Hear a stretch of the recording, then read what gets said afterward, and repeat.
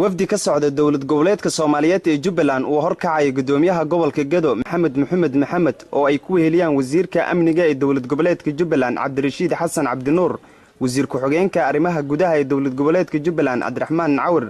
ayaa maanta soo gaaray degmada Luuq ee gobolka Gedo wafdigaasi oo la dejiyay guriga martida ee degmada Luuq sidoo kale waxa warbaahinta la hadlay gudoomiyaha gobolka Gedo Maxamed Maxamed asagoona sheegay in ay kurgulid ay ku wadaan xaaladaha ka jira degmooyinka gobolka Gedo. الرحمن الرحيم waxaan kormeer shaqo ku nimid maanta oo taariikhdu tahay 29 bishii saddexaad degmada Luuq ee gobolka Gedo waftigan isugu jiray golo wasiiro iyo golo maamul intaba insha Allah safar shaqo ugu kurgalayno hawlaha degmada haday noqon lahayd dhinaca amniga haday noqon lahayd dhinaca horumarka magaalada haday noqon lahayd dhinaca wacyigelinta bulshada intaba marka insha Allah waxaan jecelnahay waa dadkii soo dhaweeyay aad baan ugu mahadinaynaa sida wanaagsan ay noo soo dhaweeyeen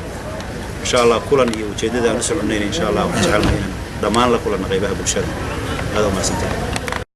wafdigaani oo maanta soo gaaray degmada Luuq ee gobolka Gedo ayaa ku sugnaani doona maalmo kooban degmada ayakoona kulamo la qaadan doona bulshada qaybooda kala duwan. Cabdinuur Shabley Xasan Cabdinuur Shikir raadiyaha TV-ga Koonfur Galbeed ee Soomaaliya degmada Luuq Ganaane ee